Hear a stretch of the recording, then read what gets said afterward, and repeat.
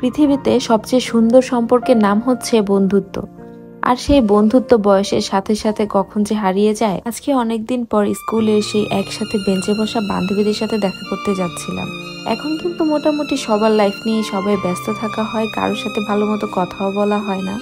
কথা বলা না হোক, দেখা না হোক, এর মানে কি বন্ধুত্ব শেষ হয়ে যায়? কখনোই না। যার কাছে একজন বিশ্বস্ত বন্ধু আছে সে কখনোই একাকিত্ব অনুভব করে না।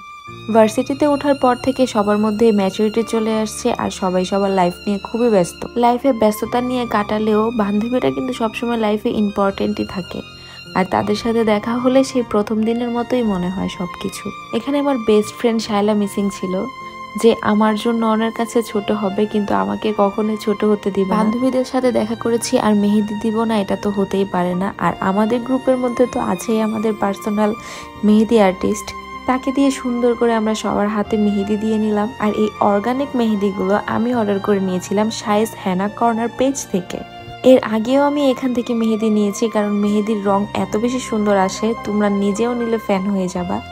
এখানে এই হাতে আমার অর্ধেক মেহেদি দেওয়ার পরে আন্টি আমাদের জন্য চা বানিয়ে নিয়ে আসলো।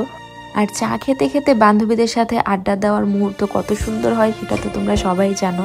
এখানে আমরা চা খেতে খেতে অনেক ধরনের কথা বলতেছিলাম, আড্ডা দিতেছিলাম, সংসার নিয়ে ডিসকাস করতেছিলাম সবার সাথে সবাই।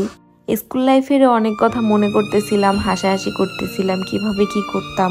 আসলে বন্ধুত্বের সম্পর্কটা এরকমই, যতদিন পরেই দেখা হোক না কেন সবকিছু ঠিক আগের মতোই লাগতেছিল। বন্ধু শব্দটা ছোট, কিন্তু এর গভীরতা আকাশের চাইতেও বিশাল। আমরা আমাদের চায়ের আড্ডা শেষ করে আবারও মেহেদিতে ফোকাস করলাম। আর আমার এই পার্সোনাল মেহেদি আর্টিস্ট কিন্তু অনেক সুন্দর করে মেহেদি দিতে পারে, আমি কিন্তু ওর কাছেই মেহেদি দেই। ইনফ্যাক্ট আমার বিয়ের মেহেদিও ও আর নাদিয়া দিয়ে দিয়েছিল, আমার আরেক মেহেদি আর্টিস্ট। ওরা দুজনেই আমার খুব ভালো বান্ধবী। আমাদের তিনজনের মেহেদি দেওয়া শেষ হওয়ার পর আন্টি আমাদের জন্য আবার নুডলস নিয়ে আসছিল, আর আমরা সবাই আবার নুডলসটা শেষ করে নিলাম। অর্গানিক মেহেদি কিন্তু একদমই সাইড ইফেক্ট ছাড়া, আর হাতে দেওয়ার পর এটার আফটার কেয়ারটাই কিন্তু মেইন। তোমরা যদি আফটার কেয়ার মেনটেন করে অর্গানিক মেহেদিটা ব্যবহার করতে পারো তাহলে তোমাদের অনেক সুন্দর কালার আসবে হাতে। আর আমার হাতে মেহেদি যে রংটা দেখতে পাচ্ছ এটা কিন্তু শুধু এক রাত্রের ব্যবধানে হয়েছে, তার মানে আরো 2 দিন গেলে আরো সুন্দর কালার হবে।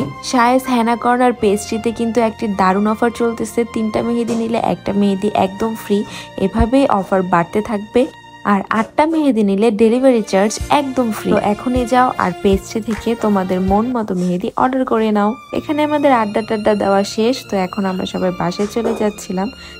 সবারই উচিত বন্ধুত্ব বজায় রাখা, কখনই কাউকে না ভুলে যাওয়া। তো এটাই ছিল আজকের video. Thanks for watching everyone. আল্লাহ হাফেজ।